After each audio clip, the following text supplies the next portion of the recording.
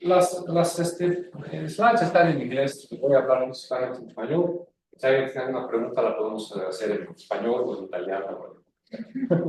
Bueno, no lo sé. Déjame ver cómo se cambia aquí. ¿Es aquí?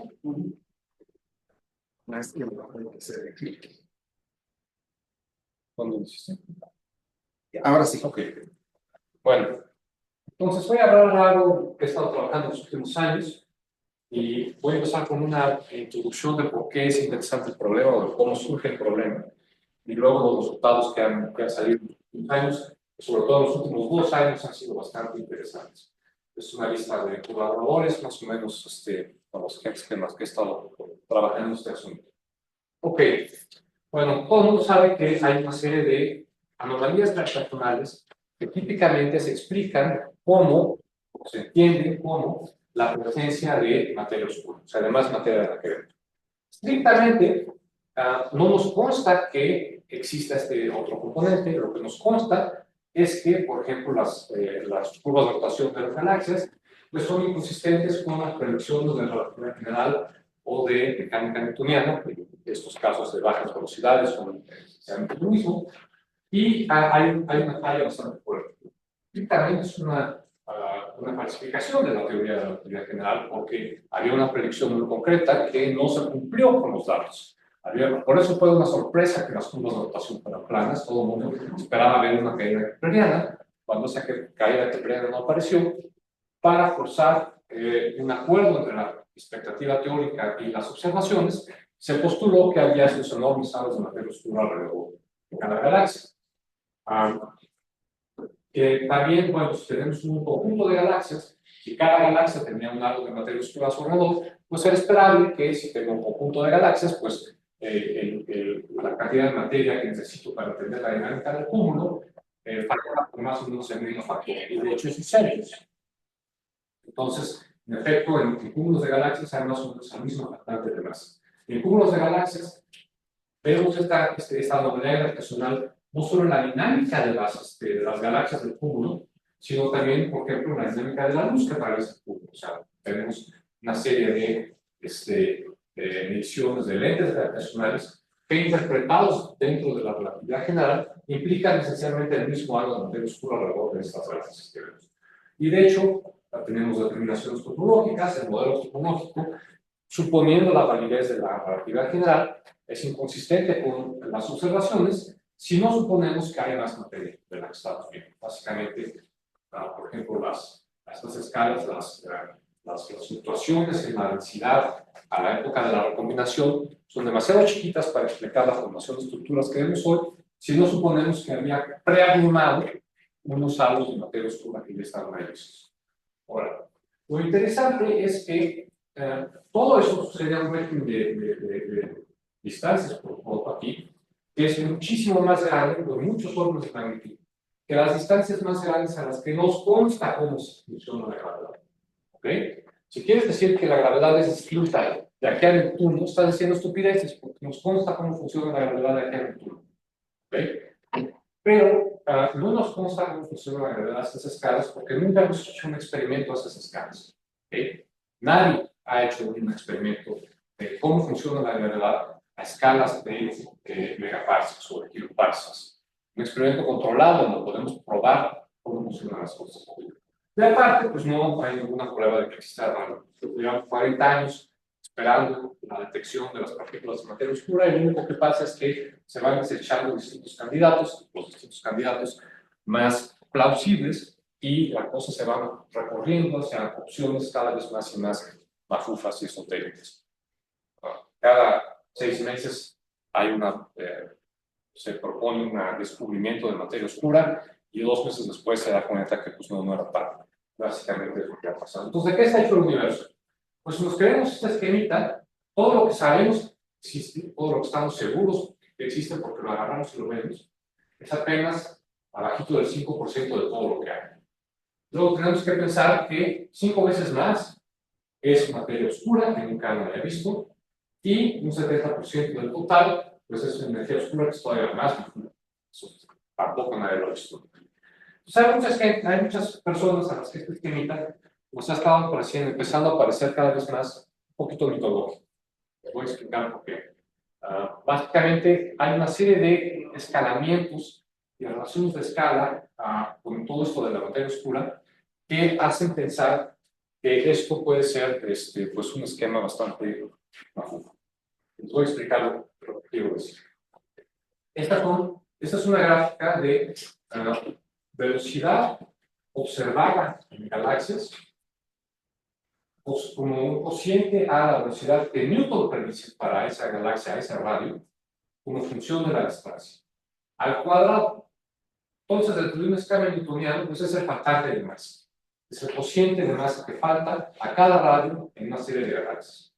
Y lo que vemos es un relajo, puntos por todos lados. Se alcanzan a ver algunas secuencias de puntos. Y estas secuencias de puntos que agarran para arriba, pues son las curvas de rotación de galaxias individuales. Mientras más para afuera te vas, más halos de materia oscura agarras. Menos relevantes a materia bariónica, más relevantes a materia oscura, y entonces empiezan a ver estas secuencias de puntos que agarran para arriba. Y sí, pero afuera de eso, pues es un desmadre, ¿no? Se ven puntos por todos lados, es un tiradero. Y la gente que hace modelos de materia oscura te dice, pues claro, este es el faltante de materia, ¿no? La fracción de materia oscura a cada radio, a cada galaxia. Entonces, eso es complicadísimo.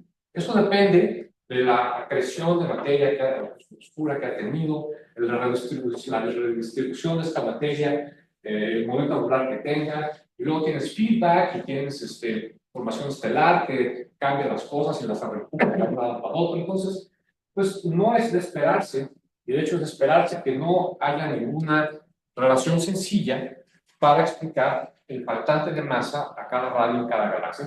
Eso es complicadísimo. Depende de una serie, de una sucesión de fenómenos físicos muy complicados, muchos de los cuales tienen componentes aleatorios, como la formación estelar, la historia de la acreción, de merges de estos activados y demás. Entonces, claro que es un problema, claro que es un relajo ahí nada más. Sin embargo, si agarras exactamente los mismos datos y cambias el eje X de distancia radial a aceleración, B cuadrada entre R, la aceleración centrífuga que se mide a cada radio, todo ese desmadre se colapsa en una sola curva. ¿Okay?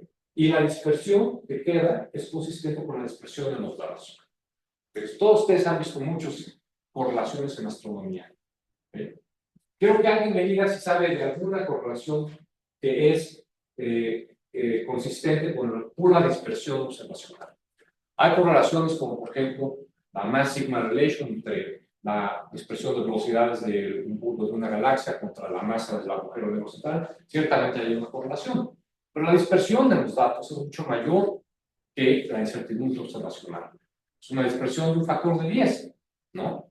Las únicas veces en las que yo conozco, por lo menos, donde la dispersión de los datos con respecto a una correlación es consistente con la incertidumbre en los datos, esa es una gráfica del ancho de una línea espectral contra la temperatura de la atmósfera de una estrella o algo así. Cuando hay una única física determinante amarrando estas dos cosas. A ver, entonces, GN es GN El eje, esto es, perdón, el GN es la aceleración gravitacional. La aceleración gravitacional cuadrada de gravitación. No, de hecho es la newtoniana, esta es la aceleración que Newton predecía. Dos va al revés, ¿no? La parte izquierda del eje es la derecha del otro, ¿no? Ajá, así es. Ok. Ok, entonces, y esta es la escala de aceleración. Ok. Entonces resulta que cuando la aceleración es alta, cuando estás a aceleración relativamente alta, porque son 10 a los 10 metros por segundo al cuadrado, no se ve mayor faltante, no se ve ningún, no necesitas materia oscura. Es lo que pasa aquí cuando estás en el 1, cuando la aceleración, típicamente en la parte central de las galaxias.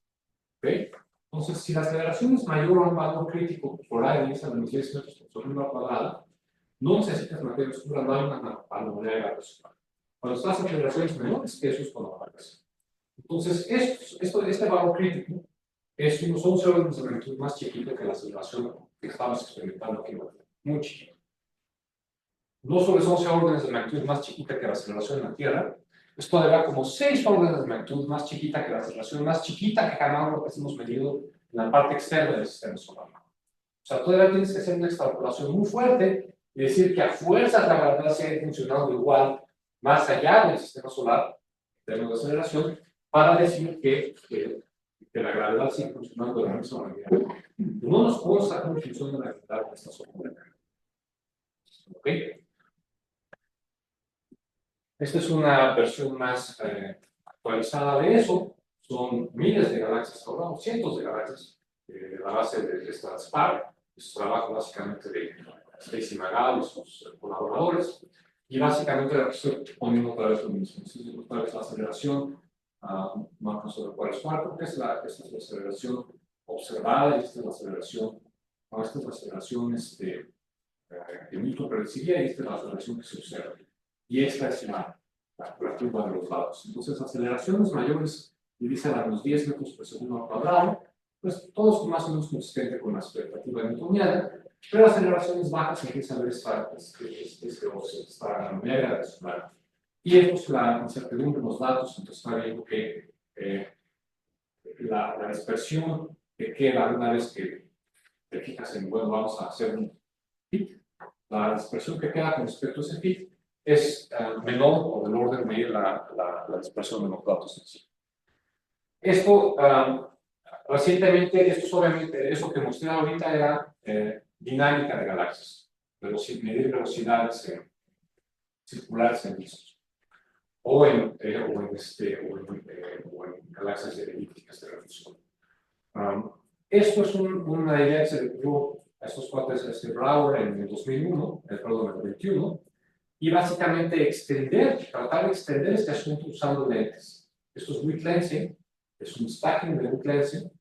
Entonces, ya no estás viendo la manera en la que orbitan las estrellas alrededor de la galaxia, sino estás viendo pues, el shear de weak lensing, no sé qué, y a partir de eso infieres cuál es la aceleración que necesitas medir. ¿Ok? Y básicamente esto ha permitido extender esta misma este comportamiento como por 2 órdenes de magnitud más. Es una versión reciente de eso, de Tobias Mystery del año pasado, y básicamente, pues a mí me parece extraordinariamente sorprendente que el comportamiento que estás viendo en dinámica tenga un match perfecto con el comportamiento que estás viendo en lensing. ¿Okay? Ya sea que las dinámicas o las lensing, cuando estás en esta zona de bajas aceleraciones, ya no estás en esta línea 1 a 1, sino que es la gravedad newtoniana de Einstein se satisface, es consistente con la realidad, sino que la realidad muestra una anomalía gravitacional muy clara y muy... sí. En el de dinámica mides la velocidad de las estrellas, pero el lensing, ¿qué mides? Shear. Es un lensing. Shear de cosas que están más lejos. Distorsión en las imágenes, elipticidades y arquitos y cosas así. Ok, difícil de ver también, pero no lo puedes decir.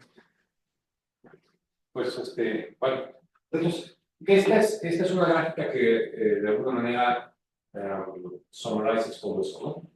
Entonces, esta es la zona de altas aceleraciones, estamos nosotros en la Tierra, esto es el sistema solar, esta es la parte más externa del sistema solar, Pioneer, no sé qué. Estas son galaxias, triangulitos son elípticas, o sí, triangulitos rojos son elípticas, las verdecitas son galaxias espirales, y estos son los datos recientes de lensing. Entonces, tanto lensing como espirales como elípticas son consistentes con lo mismo. Cero anomalía gravitacional hasta que llegas a estas aceleraciones críticas y una muy clara anomalía gravitacional saliendo a aceleraciones muy bajas, con cero dispersión. Pues yo no veo aquí dónde está toda esta dinámica con componentes estadísticos de mergers y de redistribuciones y de feedbacks, de no sé qué. La dispersión es consistente con cero, es consistente con la incertidumbre de los datos. Y yo no veo tampoco que podamos seguir arguyendo que la gravedad es invariante de escala. Si invariante de escala está por aquí, Pero en esta zona donde no hemos hecho experimentos, pues se ve un claro quiebre. ¿Okay? Entonces, en la dinámica galáctica hay un claro quiebre en cómo se está funcionando la gravedad. Entonces, ¿qué está pasando? Entonces, el Pioneer, a pesar de la anomalía, sigue más o menos. La anomalía es muy chiquita y ya se fue. Ya unos años para acá, ya decidieron que no hay anomalía, que tiene que ver con que no sé qué calentamiento térmico cuando pasó por no sé dónde, y era algún detalle. No era una muestra, no era un experimento diseñado para medir aceleración del sistema solar. Entonces hay una serie de sistemáticos que había que tomar en cuenta, ya los tomaron en cuenta y ya se acabó la anomalía. Inclusive si con esas, en esta escala, pues sería Es un medio pixel. pues no sé si me voy a usar, pero es poquito. Entonces, bueno. Profesor, ¿de qué es el bar? Subirse bar. Bariónico. Pues es la gravedad que Newton y Einstein asocian a la distribución de bariones que se observan. ¿Okay? Entonces, si nos queremos en el esquema estándar, pues esta divergencia de aquí se debe a la presencia de un lado de materia oscura. Se debe a un chorro de procesos, muchos que son estocásticos. Ahora, ¿cómo le haces para eliminar el ruido si tienes muchos procesos estocásticos? Pues termodinámicamente no hace ningún sentido, el ruido suma, nunca se va. Entonces, pueden, esto por ejemplo, la relación Fisher-Marioni y demás, para reproducir eso en modelos estándar, tienen que calibrar una serie de perillitas sobre el feedback y la tasa de presión y demás. Y se puede, pero típicamente obtienen una dispersión muy grande. Para eliminar esa dispersión tienen que meter correlaciones entre todos estos procesos estocásticos que no deberían estar correlacionados para que el ruido desaparezca. ¿Okay? Y eso pues, a mí me parece ridículo. Pero una manera de tratar de ver si cuál de estas dos opciones es la correcta, realmente estamos viendo aquí en algo de materia oscura con una serie de procesos estocásticos que de alguna manera se cancelan, cuyo ruido de alguna manera cancela entre sí, o estamos viendo un cambio en la gravedad, ¿no? Entonces, si esto es cierto, si es cierto que hay un cambio en la gravedad cuando cambias de aceleración, pues una cosa interesante, una manera de explorar esta posibilidad es buscar un sistema que esté en bajas aceleraciones, pero que no tenga nada que ver con galaxias. ¿Okay? Cero que ver con galaxias, ni feedback, ni no sé qué, ni nada de eso. Resulta que si te vas a binarias, bueno, antes de déjeme rápidamente motivar por qué podría ser estar sucediendo esto. Esto me parece curioso. Entonces, ¿qué había hecho Newton? Pues no sé qué había hecho Newton. Por si sabemos qué hizo Newton. ¿Okay? Y lo que hizo Newton para sacar la ley de gravedad del sistema solar es simplemente suponer que estabas en órbitas de equilibrio centrífugo y entonces la aceleración, o sea, la fuerza por unidad de masa, pues es la velocidad al cuadrado de unidad de R. ¿Okay? Y tenía un dato empírico, una observación, la ley de Kepler, la velocidad de los planetas va como una constante dividida por la distancia a la unidad. ¿Okay? ¿Cómo sacas la ley de fuerzas asociada a esta suposición teórica y este dato empírico? Pues elevas la velocidad al cuadrado y la divides por radio. Elevas al cuadrado la raíz, divides por radio en vez de una estrella que es una raíz cuadrada. Esta es la ley de fuerzas. ¿Okay? Vamos a hacer exactamente lo mismo, pero para las galaxias, para la zona donde se supone que aparece el algo oscuro. Simplemente vamos a cambiar el dato empírico. Entonces, en vez de tener la curva de rotación del sistema solar, o sea, la ley de Kepler, tenemos esta cosa de acá abajo. Aquí no aparece la R, no aparece la R porque la curva de rotación es plana. ¿Okay? Si quiero dejar la M y la G explícitas, tengo que añadir una constante con unidades de aceleración. Y esto es un dato empírico, eso se llama la ley de Tully-Fisher, y establece que la masa bariónica de las galaxias espirales a la 1/4 es proporcional a la velocidad de la parte operada. Eso es simplemente un hecho, así se ven las galaxias. ¿Okay? Está probadísimo. Si elevamos al cuadrado dividido por el radio, pues tenemos esto de acá. ¿Okay? Entonces, esta es la ley de fuerzas que necesito inventarme para entender la realidad de que las galaxias rotan a una rotura plana y cumplen con la relación de Tully-Fisher entre la masa total bariónica y la velocidad. Ahora, una vez que tenemos que apareció una constante en unidades de aceleración en mi problema, yo puedo escribir fuerzas adimensionales dividiendo por esta A0. ¿Qué pasa si hago eso? Si agarro la fuerza de Newton y la divido por A0, tengo esto. Si agarro la fuerza que necesito multiplicar esto y la divido por A0, tengo esto de acá. Resulta que esto es exactamente precisamente la raíz cuadrada de eso. Eso a mí me parece que es imposible que sea una coincidencia. Yo no puedo creer que toda esta dinámica de acreción y de feedback y de no sé cuántos se ajuste para requerir para hacer el equivalente a una ley de fuerzas que es exacta y precisamente la raíz cuadrada de ¿okay? A mí me parece que es demasiada coincidencia. Y sugiere, pues que tal vez la gravedad es una cosa complicada y se puede, si la quiere uno expresar como una ley de potencias, pues aparece este término, pueden aparecer otros para adelante y para atrás, y según qué escala de aceleraciones estás, pues estás un término desatado. Entonces, bueno, si suponemos que en efecto toda esa cosa se debe a que está cambiando la gravedad en función del régimen de aceleración, surge una predicción. Vamos a buscar sistemas de bajas aceleraciones y ver si aparece una anomalía gravitacional o no. ¿Okay?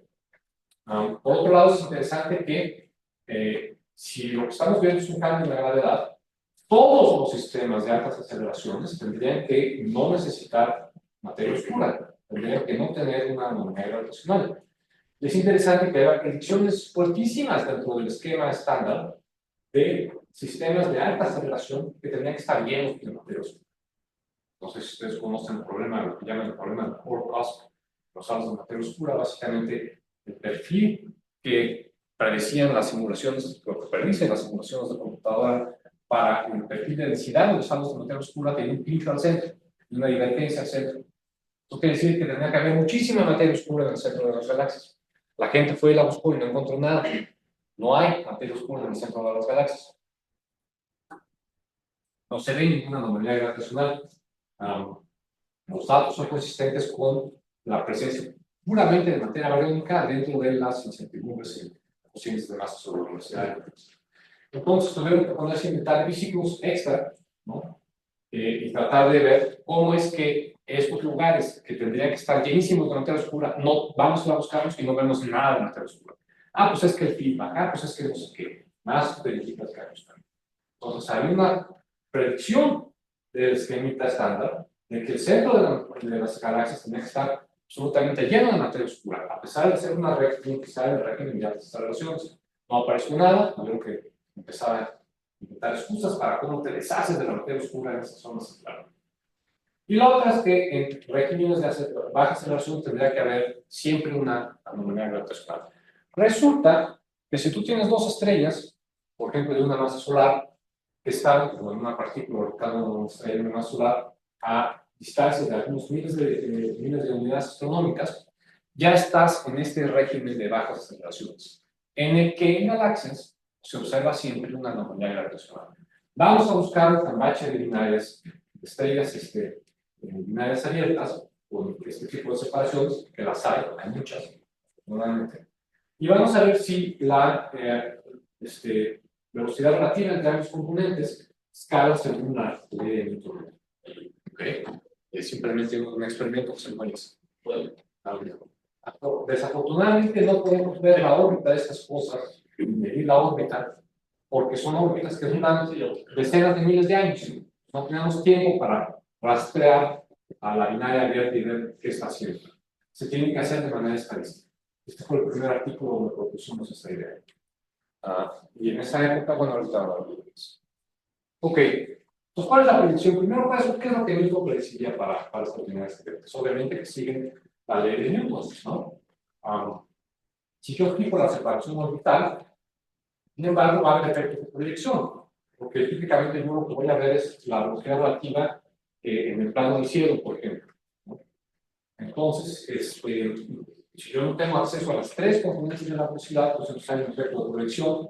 La órbita de esta binaria pues, tiene alguna proyección con respecto al plano del cielo.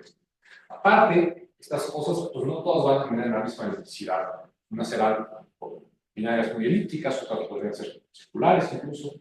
Entonces no sabemos exactamente qué está pasando aquí. Y va a haber toda una distribución de ellipticidades que nos va a dar toda una distribución de velocidades relativas. De parte, estas cosas, por ejemplo, están aisladas, están muy abiertas. O sea, tener cuidado, no va a ser que las perturbaciones locales, otras estrellas, pasar por los brazos, etcétera, van a estar perturbando estas órbitas y algo puede pasar. Y aparte, puede haber contaminación cinemática, ¿verdad? Lo que quiero decir con contaminación cinemática es qué tal que una de estas estrellas, por ejemplo, que una de estas binarias, no está realmente ligada, no está asociada, simplemente son dos binarias, dos estrellas que pasaron por ahí, como parte de la distribución de estrellas que hay en la sistema solar. O qué tal que una de esas estrellas no es una estrella, sino son dos, tiene un pequeño movimiento interno que contamina la medición de la velocidad de la binaria grande. Todo esto hay que tener en cuenta. Bueno, mucho de esto, por suerte, recientemente fue tomado en cuenta por recientemente hace 3 años por un artículo, un trabajo muy interesante de Yang y Jonei, donde básicamente simularon poblaciones grandes de 50.000 binarias en la vecindad solar, con una distribución de ellipticidades, con una distribución de proyecciones, etcétera, etcétera. Lo que obtienen básicamente es eso. Bueno, déjame. Ok. Lo que pasa es que la próxima gráfica está al revés, pero bueno. Esta es la velocidad y esta es la separación. ¿Okay? Entonces, estas son separaciones chiquitas. No, en el caso de la, ¿qué es esto? No creo que esta es la velocidad, esta es la separación. Entonces, cuando bueno, este envolvente de acá arriba es la de Kepler, esta es la separación. Entonces, estas son, las que están acá abajo son muy cercanas, están muy cercanos uno al otro. Entonces, la velocidad es grande. Conforme se empiezan a separar los componentes, aumentar la velocidad y la diferencia, la separación entre ellos, empieza a disminuir la velocidad. Tienes toda una distribución, porque tienes efectos de proyección, porque tienes distribuciones de ellipticidades y demás. Llegas a una separación crítica, arriba de la cual la cosa empieza a cambiar. Y esta es básicamente el radio de marea del problema. ¿Ok? Donde las mareas de la Vía Láctea, de la vecina solar, rompen a la binaria. Entonces, lo que está pasando aquí ya no tiene nada que ver, esta separación ya no tiene nada que ver con la dinámica interna de las estrellas, sino con las mareas de la Vía Láctea. Pero lo interesante es que pues, obviamente hay una predicción clarísima y en dinámica newtoniana sabemos exactamente dónde sucede eso. Básicamente, en función de la masa, pero si las dos estrellas tienen una masa solar, pues eso sucede en unos 1.7 parsecs. Entonces, binarias más separadas de 1.7 parsecs no están ligadas. Entonces, eso de entrada es una indicación de que si queremos ver qué se está haciendo la gravedad viendo el movimiento de binarias abiertas, tenemos que quedarnos en separaciones menores del radio de marea del problema. ¿Ok? Bajo 1.7 parsecs. Ok, bueno.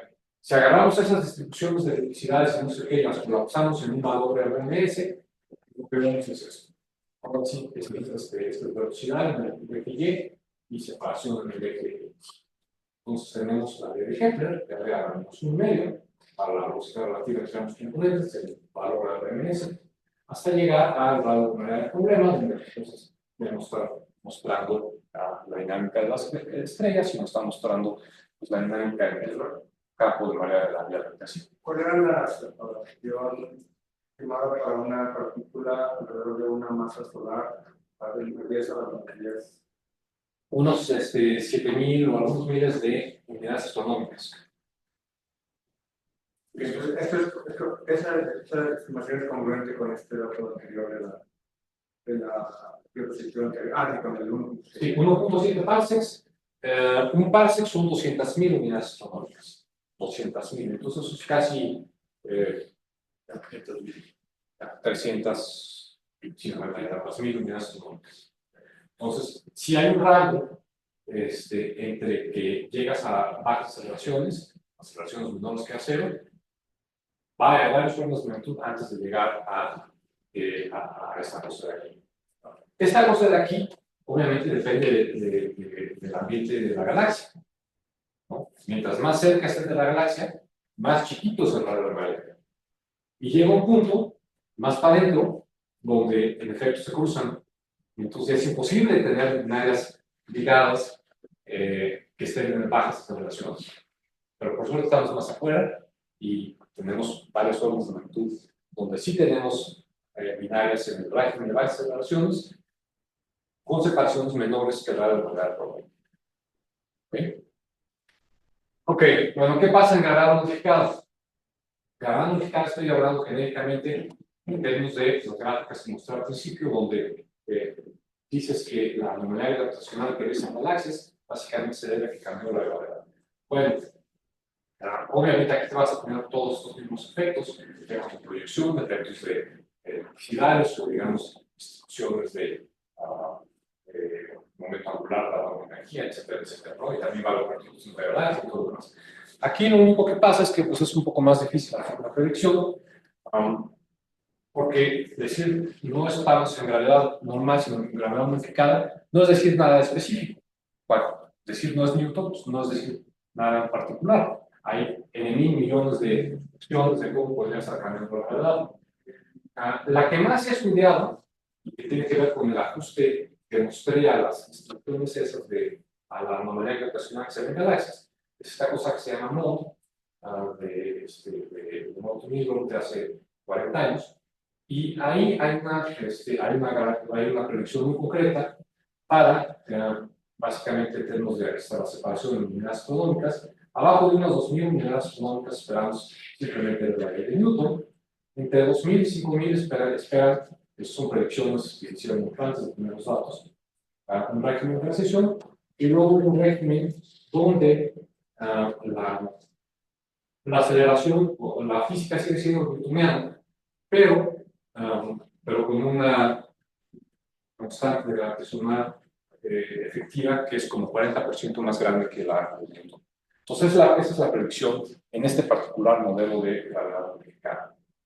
Bueno, cuando hicimos esto hace 13 años, lo mejor que había para hacer astrometría era un satélite que se llama Hipparcos, que se llama Hipparcos, y básicamente nos daba los movimientos propios en el cielo.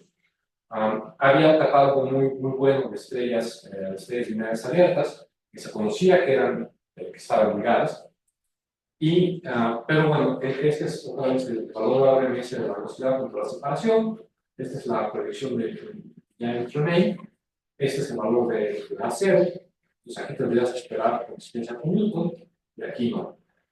Los errores eran enormes, de orden de magnitud, porque la resolución de este catálogo no era muy buena. Entonces, pues no se pudo realmente decir nada, más que decir que pues, estábamos esperando a ver qué pasaba cuando saliera Gaia. En esa época ya estaba planeando Gaia. Y esto realmente se quedó así hasta por ahí del 2002, del 22 y del 23. Realmente, en el 23 y el 24 fue cuando esto realmente empezó a explotar, porque salió el tercer catálogo de Gaia, el DR3. Primero, un early, que es el DR3 en el 22 y luego el DR3 en el 23. Gaia es un aparato absolutamente fabuloso, es como de ciencia ficción.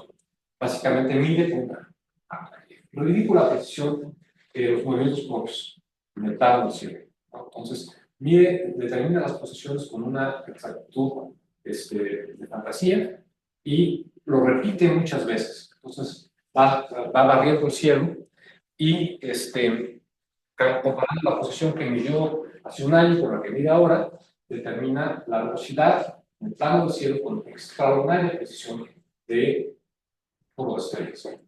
De hecho, creo que el catálogo tiene como 2 por 10 a 9 estrellas.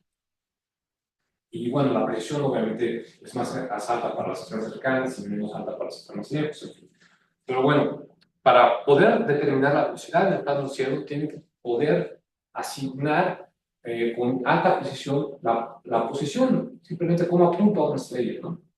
La analogía que hacen estos cuates es que si hubiera una persona parada en la luna y tú le apuntas con un láser desde aquí, el círculo de error, un sigma de error sobre dónde la apuntaste, es el botón de la camisa del fulano que está parado en la luna. ¿Okay? Entonces realmente es espectacular. Bueno, entonces, bueno, primero hay que seleccionar la muestra. Básicamente nos quedamos con estrellas cercanas, 120 parsecs de nosotros. Hay gente que usa Gaia a 2 kiloparsecs o 3 o 4 para determinar estas cosas. Queremos solo las que tienen la mejor precisión. Entonces nos quedamos aquí ya a la vuelta de las 120 parsecs de nosotros. Buenos señal a ruido. Bueno, la señal a ruido con impactos finalmente en movimientos propios era como de 2. Aquí, el paralaje, por ejemplo, empezamos con 100. Y esta es la muestra inicial de candidatos, ¿no? Y básicamente queremos que esta condición que básicamente establece que la separación entre una estrella, entre estas dos estrellas, que alrededor de cada una de estas estrellas, bueno, eso es lo que define nuestro candidato binario, ¿no? Si tienes una estrella y tienes otra, cuya distancia a lo largo de la línea de visión dentro de tus errores está dentro de la separación.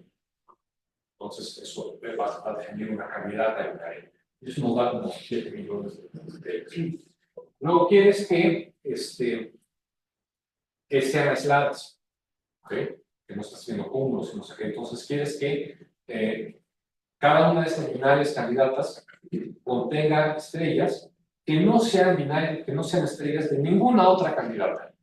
¿Okay? Si tienes casos donde una estrella aparece como miembro de 2 binarias candidatas, no te quieres poner a averiguar cuál es la buena y cuál es la mejor. Bueno, a las tiras todas. ¿Okay? Entonces eso te lleva de 7 millones a un poquito menos de 100, básicamente un factor de 70. Y te quedas con estrellas que están aisladas, binarias aisladas, están las 2 estrellas y nada más por ahí. Luego, no quieres que haya casos donde no estén ligadas, sea simplemente un efecto de proyección, estén pasando una por la otra. Para una buena fracción de las estrellas de Gaia, sobre todo de las cercanas, tenemos velocidad radial, nosotros en el plano del cielo sin velocidad a lo largo de la línea de visión. Y queremos que la velocidad relativa a lo largo de la línea de visión sea menor de 4 kilómetros por segundo. Esto básicamente escoges este número porque la expresión de velocidades de las estrellas en la velocidad solar es como de 40 50 kilómetros por segundo. Entonces, por pares, el reference velocity de un encuentro azaroso en el campo es la conjunción de 2 gaussianas, que superan una gaussiana, con un ancho de 1, varias 2 veces el ancho de la gaussiana original, o sea, como 60, 70 kilómetros por segundo. Entonces, esto es menos de un orden de magnitud, más de un orden de magnitud, más chiquito que la velocidad típica entre encuentros. Y puedes hacer las cuentas y básicamente para el número de estrellas que tenemos, este corte terminas siendo tal que esperas menos de una estrella no ligada por efectos de producción de la muestra total final. Y aparte, pues quieres hacer este tipo de cosas como eliminar que cada una de tus estrellas, estar seguro que cada una de tus estrellas es una estrella y no 2.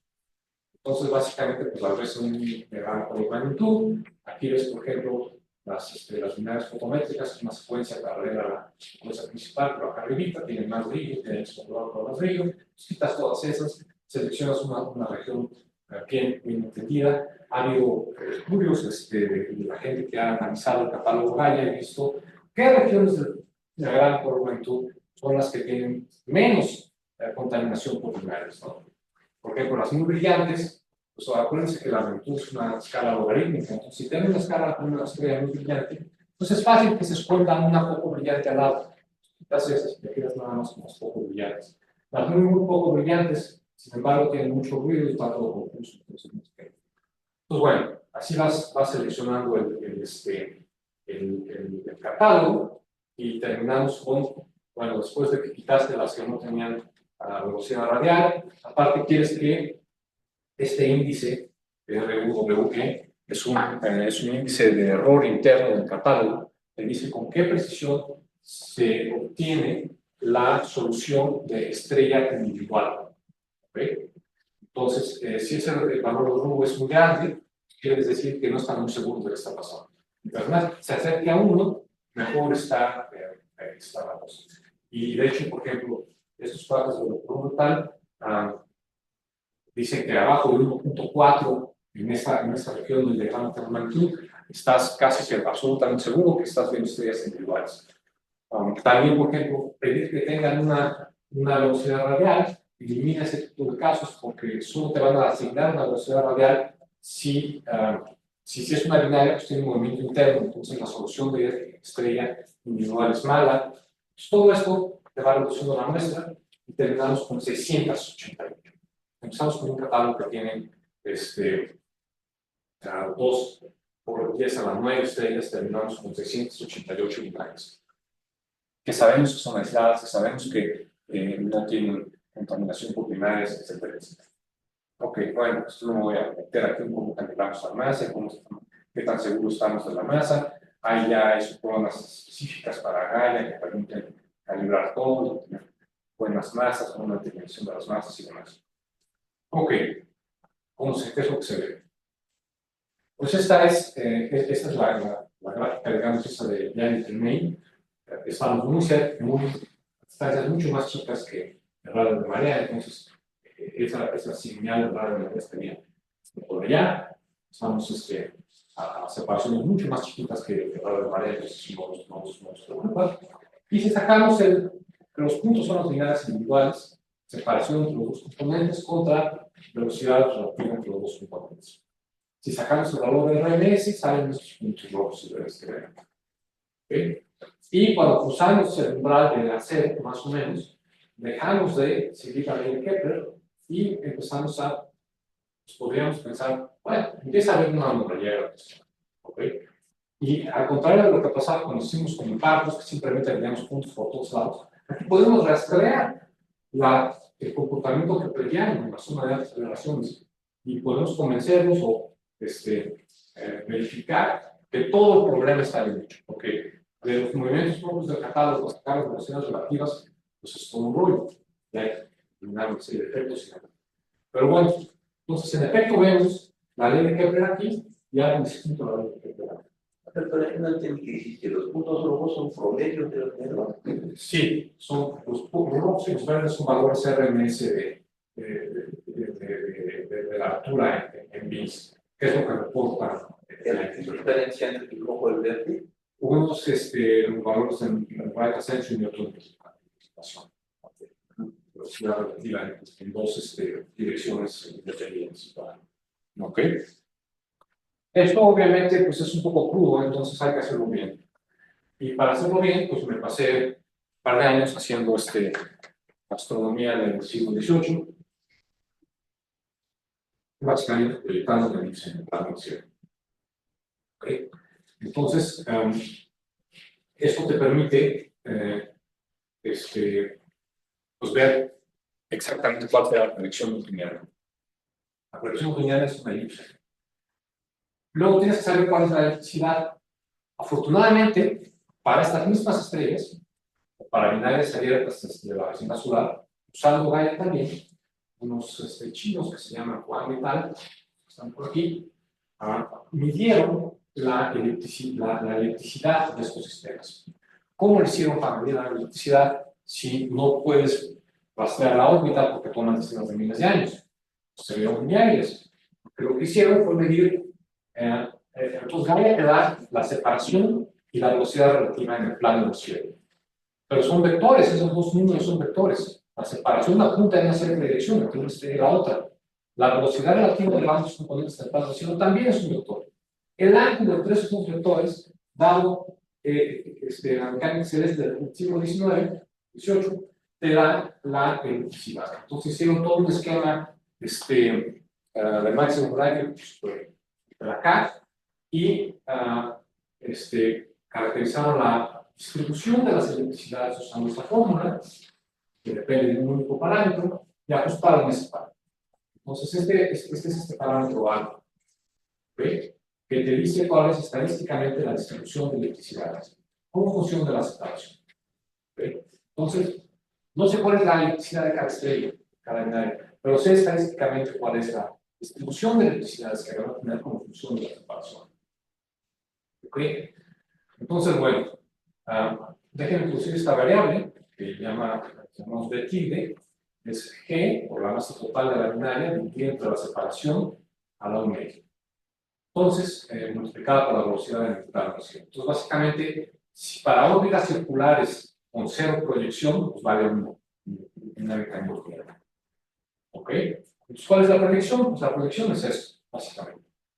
I es la inclinación, phi es la fase, phi 0 es la anomalía, una anomalía que se llama, que básicamente tiene que ver con la orientación de la elipse en el plano de la elipse. El otro ángulo es pues la fase, en qué parte de la elipse las vas agarrando, es la electricidad.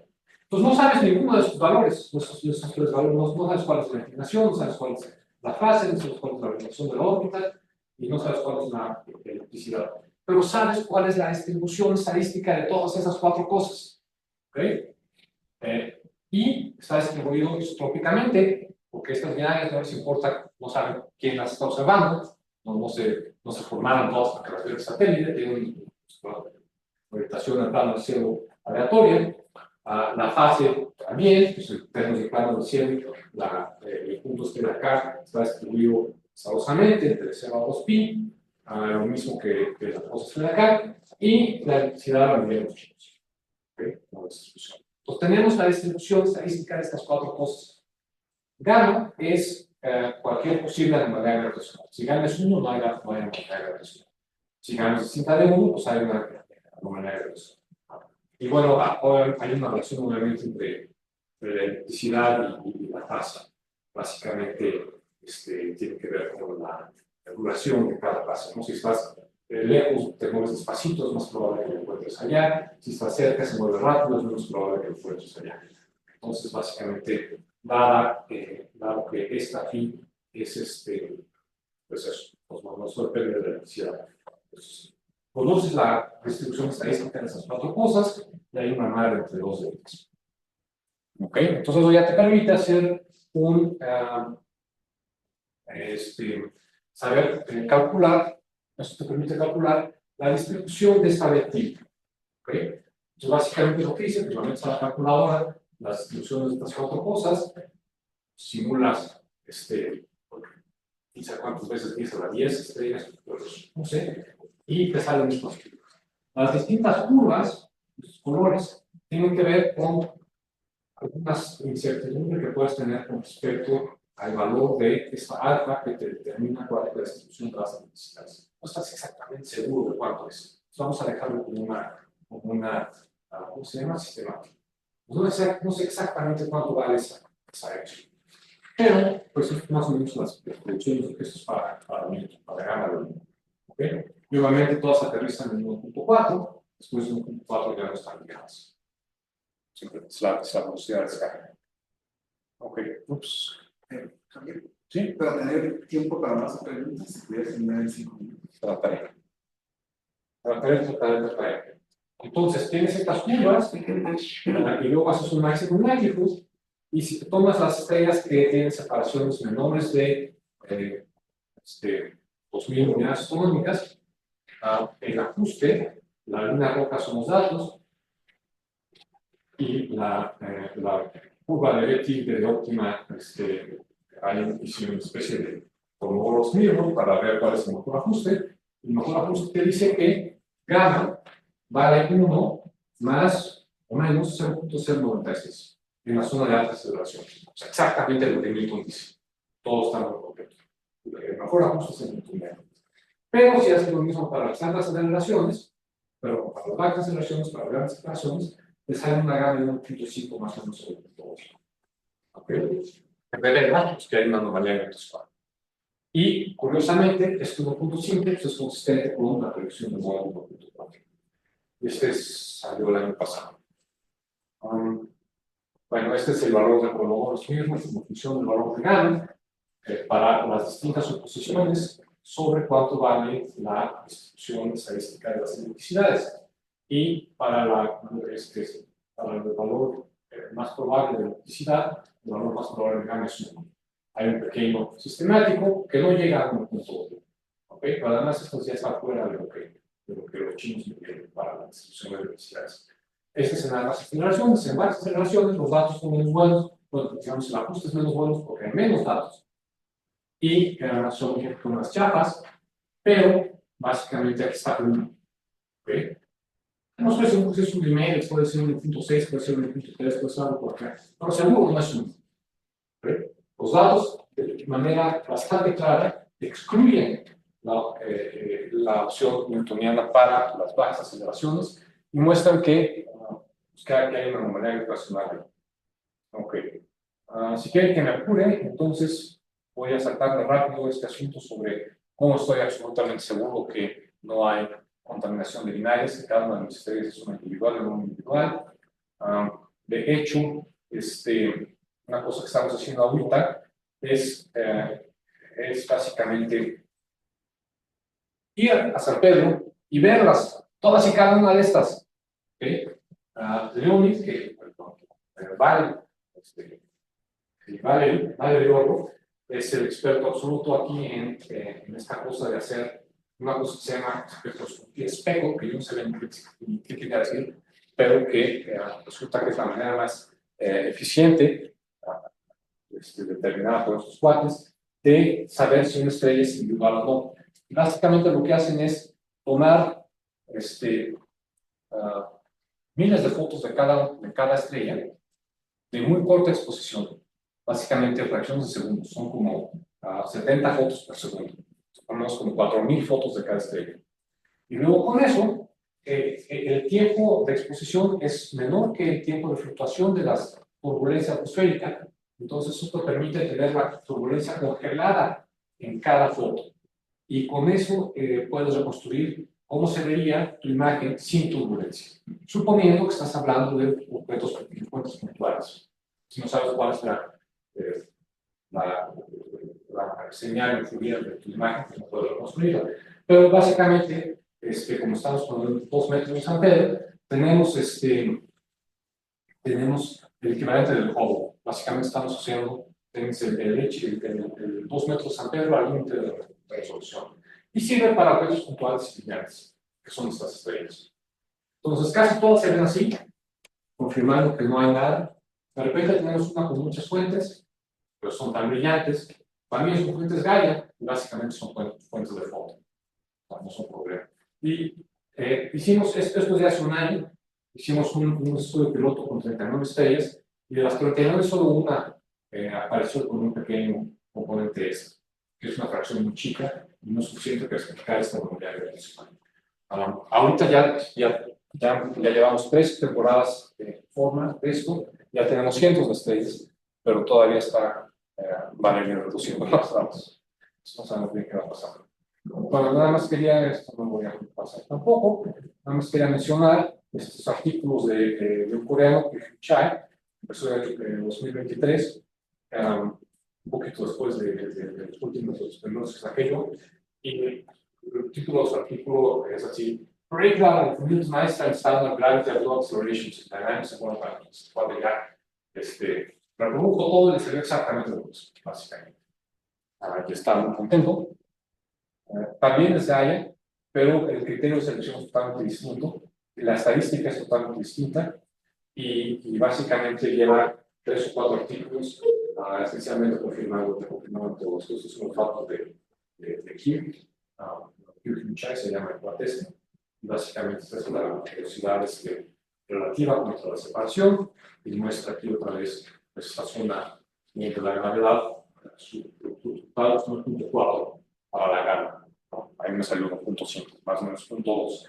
Él dice 0,06, porque tiene muchas más estrellas, entonces sus errores estadísticos son más chicos, pero sus sistemáticos son más grandes, entonces cada que más como se le ocurrió.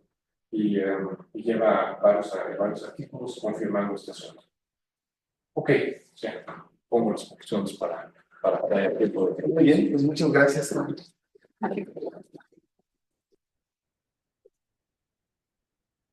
Ok, sus preguntas entonces, y vamos por pizza.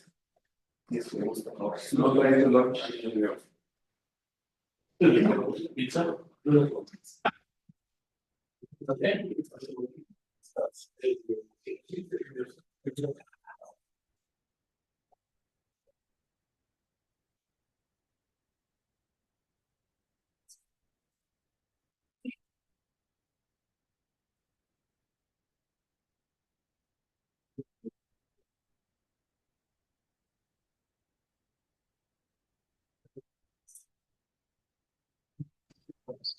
Recuerden que en Zoom también pueden preguntar.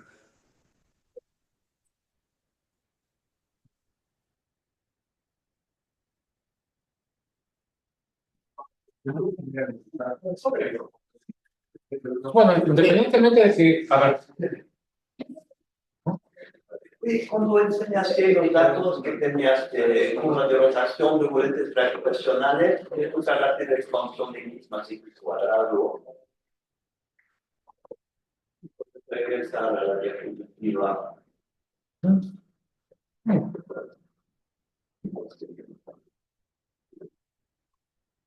Que las corrientes gravitacionales principales que han más aceleración que el de otro término que aparece. no te entiendo. Para pasar las. Bueno, entonces las anteriores. Esta por la derecha, cerca a 10 a menos 15, como que debe ser que cambia, ¿no? No tendrán otro término. Ya, es nada más un punto, pero a lo mejor no está viendo como el término del pitch de función. Fíjate, no solo está cayendo el punto cambia exactamente, pero también el error explota. El error aquí es especial y el error aquí es grandotote.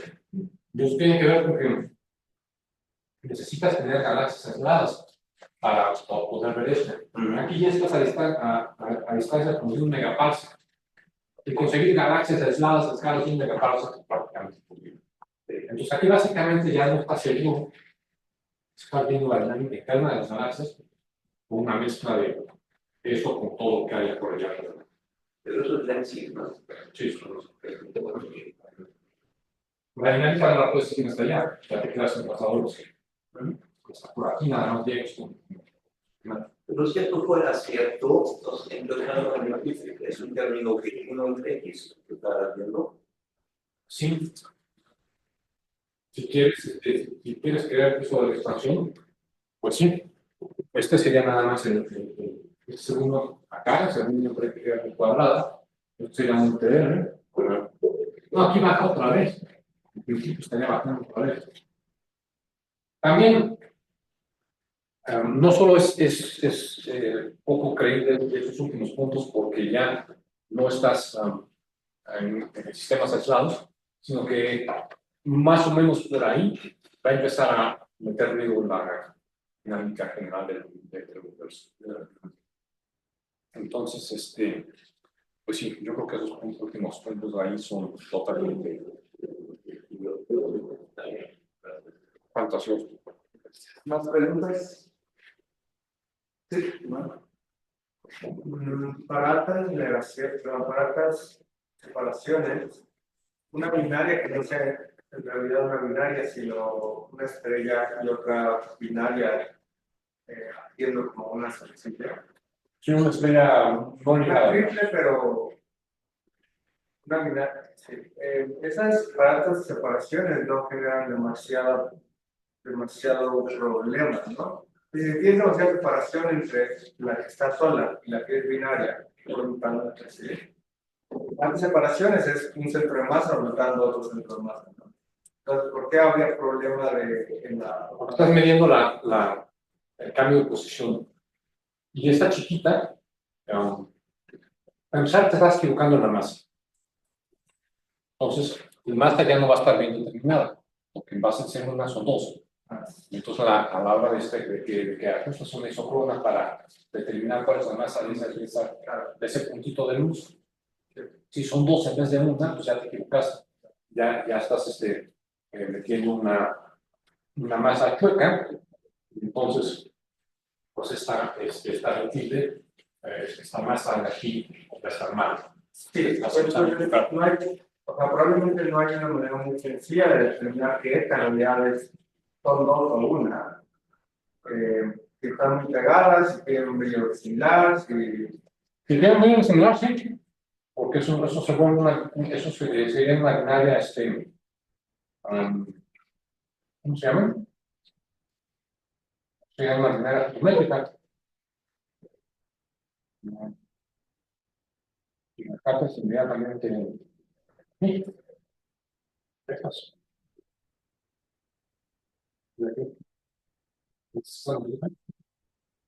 Hay forma de determinar que son dos y no una. Que es una y no dos muy pegadas. Pues hay una forma de determinar que son dos y no una, si están fuera de la secuencia principal, muy fuera de la secuencia principal. O el rumbo es muy grande, o no tiene velocidad radial. Aparte, si existe una binaria, su trayectoria en el cielo no es una línea recta, sino es una figurita, ¿no? Y Gaia tiene vigorómetros. Entonces, si el periodo de oscilación es menor que la base de tiempo del catálogo, detectan la figurita. Te dicen ese final. Entonces, no nos estamos mostrando aquí un poquito. ¿Cuáles podemos excluir? ¿No? ¿Cómo? Prácticamente. Es una gráfica de Q, el cociente de masa entre las dos estrellas. Uno aquí son dos estrellas de misma masa más chiquita. Esta es la separación entre componentes nucleares. Estos puntos 3 son los gráficos a la distancia crítica de la muestra. Si están más separadas que esto, las ves. Esa chiquita ya es suficientemente separada para que haya de forma las dos estrellas. Si el cociente de masa es mayor que más o menos esto, o 5 o algo así, las ves como una binaria convexa. El diagrama HR la ves. Entonces, para acá no puede haber nada, para acá no puede haber nada. Este es el periodo, este es el tiempo de duración de DR3 ahorita. Este es el tiempo de duración de DR5. Para salir. Lo que tenemos ahorita es lo que vamos a tener. Si el periodo entero de esa binaria chiquita es más chiquito que esto, el vibrómetro la detecta. No puede haber nada aquí, no puede haber nada acá, no puede haber nada aquí. Esta es la velocidad de digamos, la amplitud de la señal, de la anomalía gravitacional que estamos viendo. Si la chiquita es más chiquita que esto, está más separada que esto, la velocidad que le impone la contaminación en términos de velocidad es demasiado chiquita para explicar la anomalía gravitacional que estamos viendo. Pues para acá abajo nada más queda este cachito de aquí. Se hacen las cuentas, tomando la distribución de velocidades, separaciones y masas y demás de estrellas en el campo, tendrá que haber toda la muestra una, si acaso, estrellas ahí. Podría ser una muestra muy atípica, y hay muchas, pues estamos checando con este espectro, sacando fotos a cada una de ellas. 4,000 fotos a cada una de ellas. En este experimento pues ya hay esta preparatoria, ¿no? Tú puedes poner dos bolas de metal de 10 kilos. Con un láser ves que en efecto hay alguna fuerza gravitacional entre estas bolas. Y estas en realidad son bajas de radiación. ¿Qué tan bajas? ¿Qué tan bajo necesitarías para poder realizar un experimento aquí en la Tierra? ¿En qué condiciones se necesitarían? Hay gente que ha probado, casi llega a este régimen. No del todo. Pero el problema es que, no. El problema desde el punto de vista, por ejemplo, de esta particular teoría, ¿no? Es que es algo bastante general. Una vez que ya estás en 1 entre r cuadrado, cuando estás en 1 entre r cuadrado, van los teoremas de Newton para distribución esférica simétrica de masa. ¿No? Básicamente, si estás fuera de una distribución de masa, puedes considerar un punto. Y si estás dentro de una distribución esférica simétrica de masa, te olvidas de ello. Solo vale cuando la fuerza va como un terreno cuadrado. Si la fuerza ya no va como un terreno cuadrado, entonces la distribución externa también te afecta. Y eso es lo que en modo llaman el efecto del campo externo. Donde básicamente, como estás pensando que hay una mediación, el comportamiento de la gravedad depende del régimen de aceleración en el que estés. En esta particular teoría, El régimen de aceleración en el que estés incluye todo lo que está alrededor. Entonces, en la Tierra básicamente tienes un efecto de apantallamiento y si estás aquí a 10 metros por segundo al cuadrado, pues entonces toda esta cosa desaparece. Y no esperas, por lo menos la predicción de hace 40 años es que aquí en la Tierra, de esa particular teoría, no podrías esperar ninguna anomalía gravitacional. Ninguna se ha detectado. Y los experimentos más exactos todavía no llegan del todo a este régimen, está como no. ¿Quién sabe qué había de detectar? Todavía no lo. Muy bien, pues le agradecemos a Javier otra vez por su interesante chamba. Alejandro, yo tengo una pregunta, perdón. Muchas gracias, Javier. Alejandro, Sí, sí. yo tengo una pregunta, perdón. Antes de Adelante, adelante. Última pregunta. bueno, en realidad son dos, tal vez muy inocentes. La primera es, ¿existe alguna teoría relativista de la gravitación, tipo la gravitación de Einstein, tal que en el límite de campo débil, prediga estas correcciones a la de Mond, pues, a la gravitación newtoniana? Esa es la primera pregunta. De hecho, una de las críticas más comunes a Mond cuando surgió, cuando hace 40 años nadie creía en eso, todo el mundo decía, pues está loco, era precisamente que se proponía que era imposible construir ninguna teoría covariante, ninguna extensión de la relatividad general que fuera reproducida en bajas velocidades, la dinámica tipo Mond. La primera teoría gravitacional covariante formal que mostró que eso era falso fue una que se llama Tevez, de Bekenstein, Jacob Bekenstein, que es el que hizo toda la termodinámica de agujeros negros junto con Dworkin y con Hawkins, y que por lo tanto era un cuate que sabía, tenía muchísimo respeto en la comunidad y que sabía muchísimo de la relatividad general, mecánica cuántica, y él mostró que sí puedes tener una teoría covariante, formal, rigurosa, como extensión de la relatividad general que te reproduzca en el límite de bajas velocidades Mond. Esa particular teoría tenía una serie de problemas. Bueno, no se sabía, pero después con los datos se vio que tenía una serie de problemas. Por ejemplo, predecía que las ondas gravitacionales viajaban a una velocidad distinta de la velocidad de la luz. Y eso hace poco se excluyó totalmente al analizar, bueno, seguramente sabes, un rayo gamma donde la señal gravitacional llegó al mismo tiempo que la señal óptica. Entonces, esta particular teoría se desechó, pero fue muy importante porque generó muchísimo interés.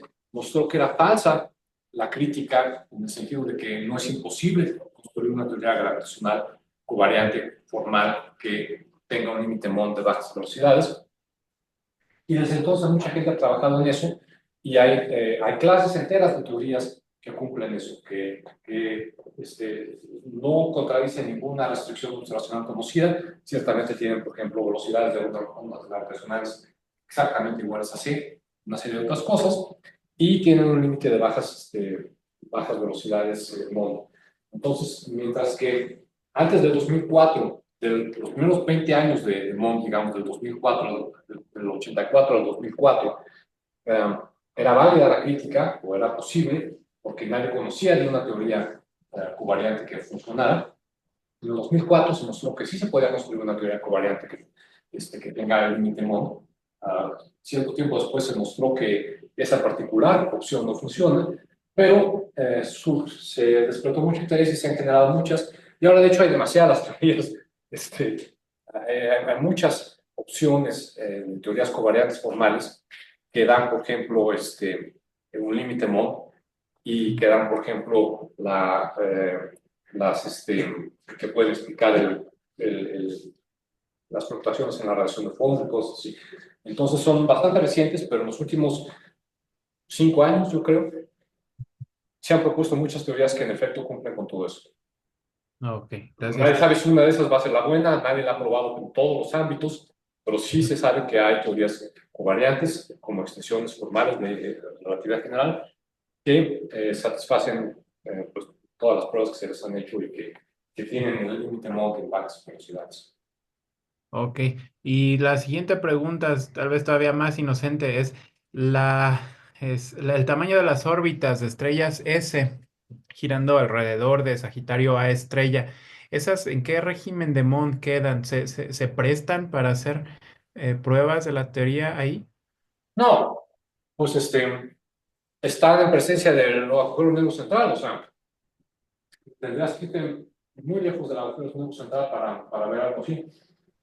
Ahí estás en el régimen de velocidades de aceleraciones fuertes y de aceleraciones muy fuertes.